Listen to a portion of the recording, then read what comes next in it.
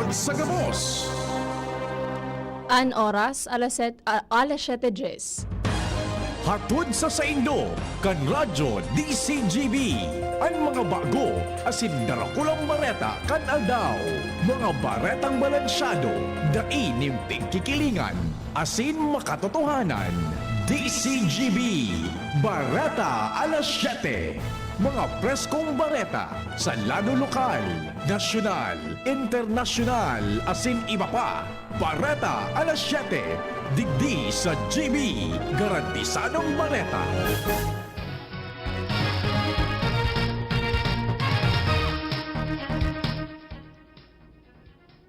From Tagaytay City, ang sa inyo pong lingkod, ako po si Henry M. Kasabay ko si Miss Jasmine Baloloy dyan po sa DCGB Studio. Good morning, Jasmine. Good morning, VP Henry. Asin sa satuyang mga paraan taway. Ngunyan po sa headlines kan mga bareta niya to sa lado lokal, City Mayor's Office kan Legazpi binuksan bilang temporary co-working space sa publiko.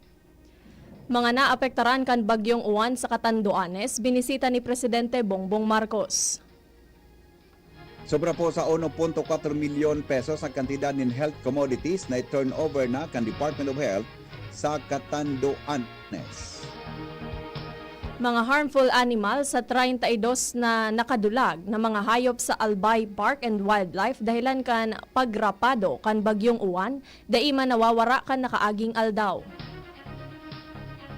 Headlines ngunyan kan mga bareta sa lado nasyonal, Presidente Marcos dapat isabay sa investigasyon kang ICI may kinaraman sa flood control project anomaly sigon kay Vice President Sara Duterte.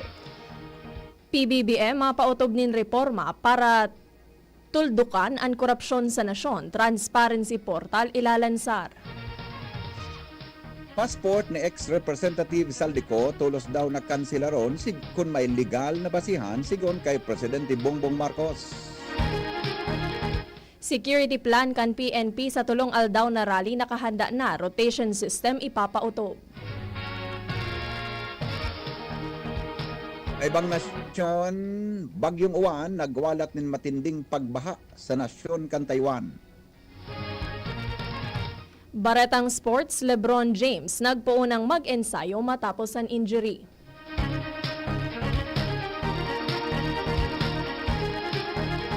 Alas 7:12 oras mga tugang sa Pilipinas, detalyes po kan mga bareta katakod kan pagka-recognisar kan lokal na gobyerno kang Legazpi City sa mga online workers asin mga obrero na nasa work from home setups na dainin access sa internet asin kuryente matapos ang bagyong uwan. Binuksan kasahapon ang City Mayor's Office bilang temporary co-working space.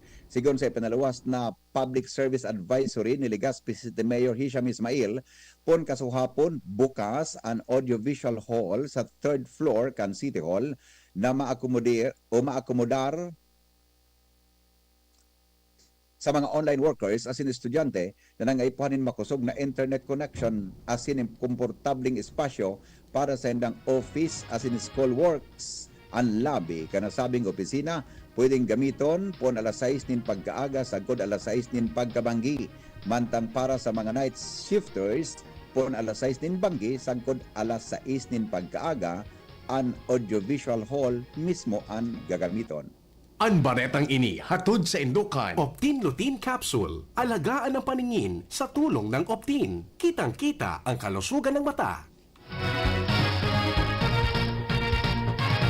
Personal na nagbisita si Presidente Ferdinand Bongbong Marcos Jr. sa Catanduanes kasahapon asin pinamayuhan ang pagdistribuer ng government assistance sa mga apektadong pamilya kan Super Typhoon Uwan. Kaibahan kan Presidente si Department of Social Welfare and Development Secretary Rex Gatchalian na pinamamayuhan man ang pagdistribuer ng emergency cash transfers, family food packs asin iba pang essential non-food items sa mga residentes. Apera kaini ginibo man ni Presidente Marcos an on-site inspection sa baybayon kan Karamuran kung saan nakahampang niya ang mga residentes na nagsapar nin danyos sa mga kaharungan dahilan kan storm surge. Katakod kaini siniguro man kan Presidente ang publiko na mantinidong committed ang gobyerno sa pagtaonin asistensya as in long-term support tanganing matabangan ang mga pamilyang nakarecover sa pagrapado kan bagyo. Ang baretang ini hatod sa Indukan. Plemex. Pag may ubo o hika, Plemex agad. Basta lagundi, Plemex. Iba pa niya itong mga bareta, mga tugang sa lado lokal, formal na pong na-turn over kan Department of Health Bicol, Center for Health Development, ang sobra sa 1.7 milyon pesos sa kantidad ng health commodities sa Catanduanes Provincial Health Office bilang asistensya sa mga naapektaran kan Bagyong Uwan. Sigon kay DOH Bicol OIC Regional Director Rosa Maria Rimpilio, personal na naresibin ni Catanduanes Provincial Administrator Attorney Evelyn Gutierrez, asin Catanduanes Provincial Health Officer Dr. Robert John Aquino, ang mga commodities kumpuesto ng mga hygiene kits, water and container breastfeeding kits, water purification tablets, insecticide nets asin screen, pati ang mga bulong. Ang nasabing donasyon, maawot na masimbagan ang mga pangangaipo sa salod asin may pagpadagos ang serbisyo medikal para sa pamilyang nadanyaran kan kalamidad. Ang baretang ini hatod sa Indukan. Liver Aid Silimarine Capsule. Ang good drinks at good food, perfect combo. Isama pa ang Liver Aid. It's liver lover, boys! Daiman nawawara ang mga harmful animals. Sa 32 na nanotara na nakadulag ng mga hayop sa Albay Park and Wildlife matapos ang pagrapado kan Super Typhoon Uwan kanakaaging aldaw. Sa entrevista kan DCGB News kay Park Manager and Veterinarian Dr. Franz Culambo, mga saradit na mga klase nin hayop ang mga nakabuhi sa saindang mga enclosures arog kan bayong, saradit na alas, lizard asin iba pa, apesar kan pag-secure ninda kan mga ini bago ang bagyo. Mientras tanto, ipinag-insistar o estimar ang pagbubukas sa giraray kan parke sa 2 semana o bago matapos ang bulan kan Nobyembre dahilan kan extent kan danyos na nasa parka ini. Pinaghirasman kan opisyal na 55 sa nasindang nagtatarabangan, alagad nagpaabot man nintabang ang Provincial Engineering Office para sa clearing operations, partikular na ang mga nagkaturumbang kahoy. So far, yung mga nag-survive man po, okay man po. Kahapon, nag-ikot man po ako. Para man po akong nahiling ng mga maluluyang animal. Pero ganyan, may tigtaw po sa Musi God Noel. Siguro, nasa ano man po ito, 20M. Sa-prioritize me po, sino mga animal lugod, sino mga nagkarawat ng mga pulungan sa mga animal. Sa human po ang priority. So, mga health man sa animals. And so, mga bisita na gusto silang mahiling for protection and conservation man po kita kang wildlife. So, iyo po muna ang priority. Ang tingog ni Park Manager and Veterinarian Dr. Franz Culambo. Ang baretang ini hatod sa Indukan. Mega One. Ang Mega One ay may 21 sangkap para matulungan ka sa iba't ibang karamdaman tulad ng diabetes, high blood, stroke, arthritis, kidney failure, cancer, viruses, at iba pa. Tumawag kay Doc Joey Bitito sa 0998-975-8121 or 0917-853-8933. Mga tugang pinag-inganyar po kan lokal na gobyerno kan Bakakay Albay ang mga kwalifikadong couples na magpartisipar sa Kasalang Bayan 2025 sa Disyembre 18 ngunya na taon sa Bakakay Grounds. Sigon kay Bakakay Mayor Daniel Jose Bombales, sa maawot na magpartisipar kay puwan sana na magpasa nin mga requisitos arog kan Senomar, PSA birth certificate, valid ID, asin sidula sa munisipyo kan civil o sa Municipal Civil Registrar's Office sa Nobyembre 26 ang libreng mass wedding papamayuhan mismo kan alkalde kan munisipyo. Nagpatanid ang manihamiento kan Albay Electric Cooperative Incorporated o ALECO sa publiko manungod sa mga personang aligadong nagsusulisit nin kwarta kapalit ang pagbakal nin service drop wire sa tao ka nagpapadagos na restoration activities. Sigon sa ipinaluwas na abiso kan kooperatiba, iligal na pinagagamit kan mga ini ang pangaran kan ALECO. Tinaawan doon man kaini na mahigot nindang ipinagbabawal ang aktibidad asin dai nagahagad nin bayad ang kooperatiba sa pinagigibong restoration activities. Pinag-abisuhan man kan ALECO ang miyembros konsumidores na maging maikmat asin mag-ingat sa nasabing modus. In kaso na ma-eksperyensyahan ini, tulos na ipaabot sa saindang opisina, magpadaranin mensahe sa numerong 0908-6773-393 o 0995-0731-045 o kun kaya sa aleco.cares@gmail.com. Ipinag-deploy po kan Coast Guard District Bicol ang sarong unit ng Philippine Coast Guard Mobile Desalinator water purification sa Catanduanes kasuhapon bilang kasimbangan sa pangangaipo nin malinig asin ligtas na inumo na tubig sa mga komunidad sa naapektaran kan Super Typhoon 1. Sigon kay Coast Guard District Bicol Commodore Ivan Roldan, nakipag-coordinar naman sinda sa Provincial and Municipal Disaster Reduction and Management Office tanganing masiguro ang tanos na deployment asin paggamit kan mobile water desalinator para sa mga beneficiaryo kaini. Aprobado na kan Sangguniang Panlalawigan o SPA ang ordinansa kan Sangguniang Bayan kan Piuduran na mataonin dagdag na benepisyo asin insentibo sa mga barangay health workers sa munisipyo. Ang Municipal Ordinance Number 25-94 o Series of 2025 na ipigsulong ni Piuduran Municipal Councilor asin Committee on Health Member Mercedes Napa asin inirekomendar ni Committee on Barangay Affairs na pinanginginotan ni Liga ng mga Barangay asin ex-officio board member Milagros Bal na may titulong an ordinance granting additional benefits and incentives to barangay health workers in the municipality of Piuduran Albay and for other purposes.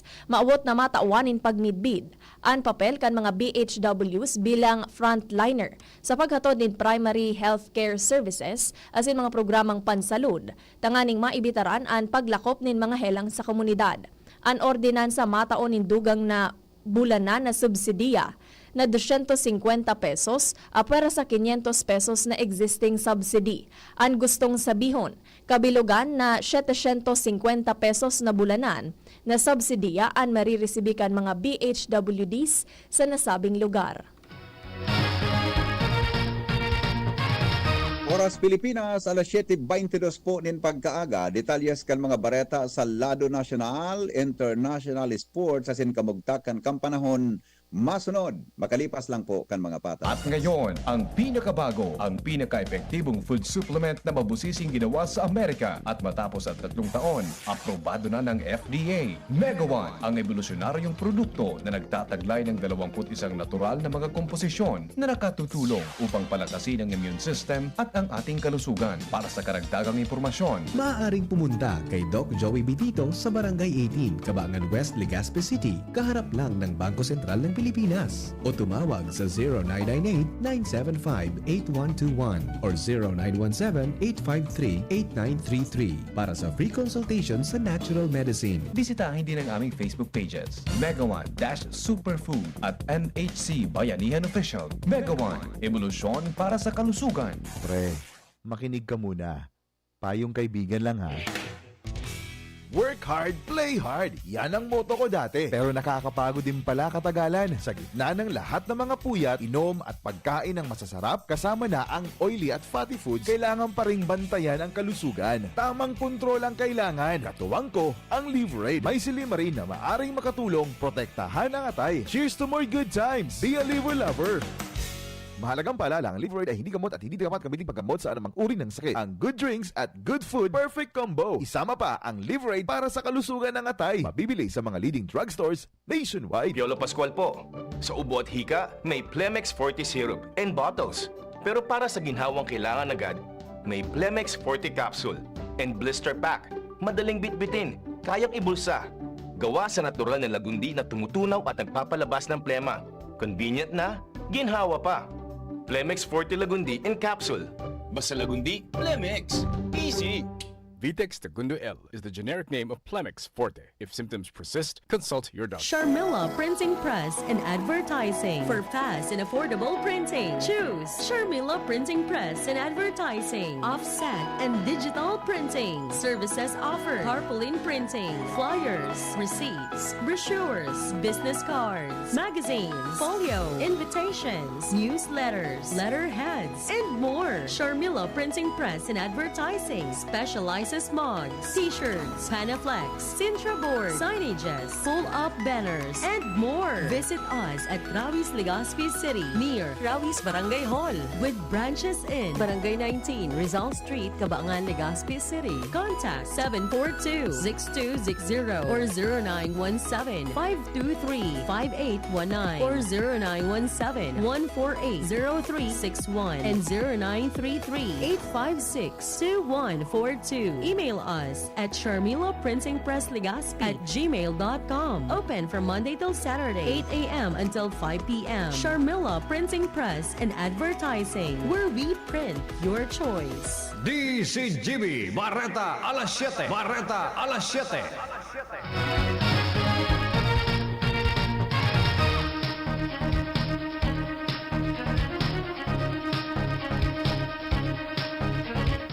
Oras Pilipinas, alas 7:25 po nin pagkaaga. Padagos kita ngunyan mga tugang sa mga bareta na sa lado nasyonal.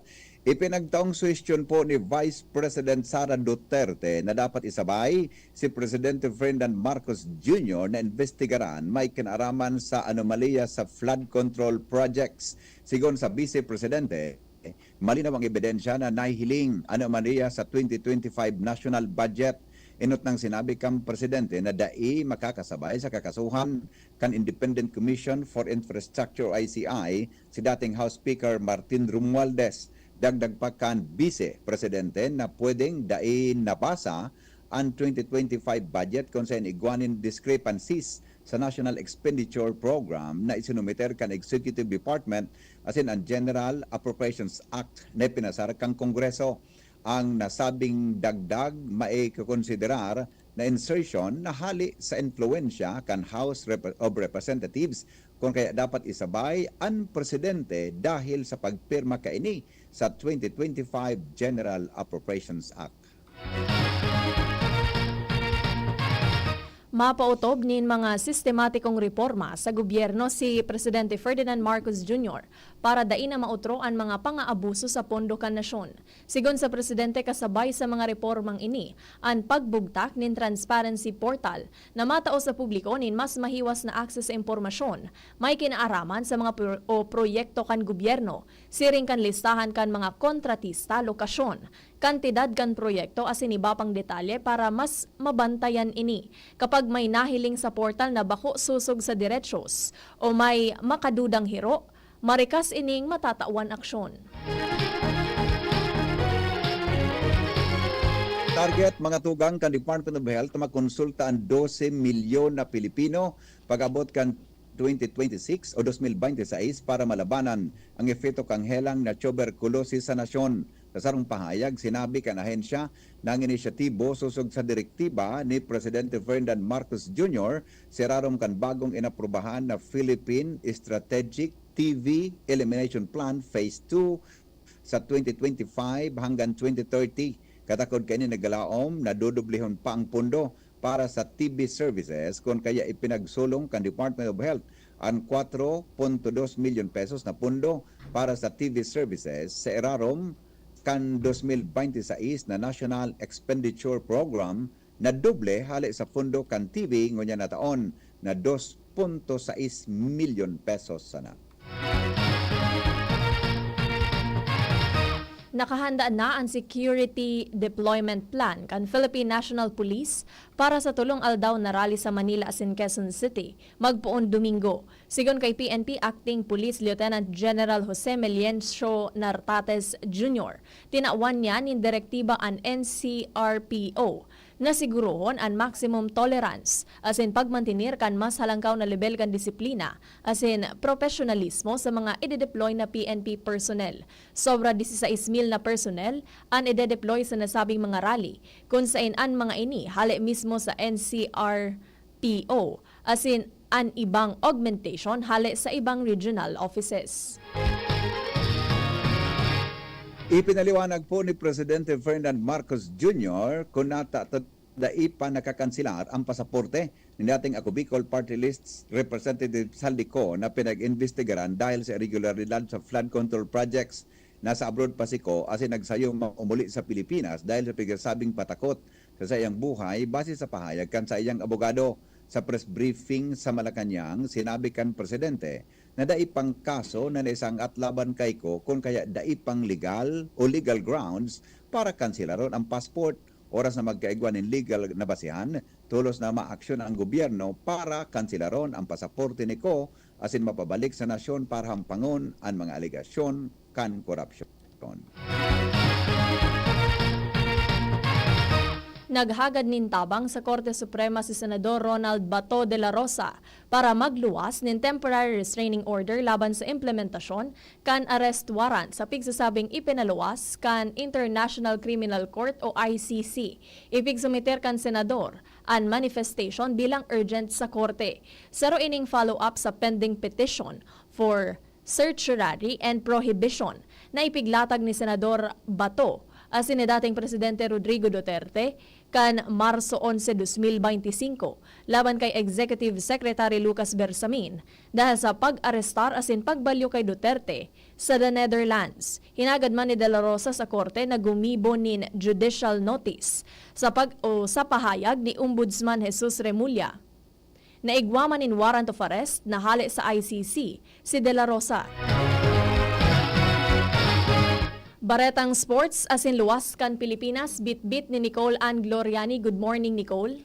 Good morning, Jasmine. Good morning, VP. Asin sa mga paraan tabay, nagresulta sa matinding pagbaha sa dakol na lugar sa Taiwan ang bagyong Funwong na dating tuminama sa Pilipinas bilang Super Typhoon Uwan. Bago ang dagos sa pagtama kan bagyo sa Taiwan, niribong katawan ipig o ebakwar kan gobyerno. Mantang isinaran mga eskwelahan asin business establishments.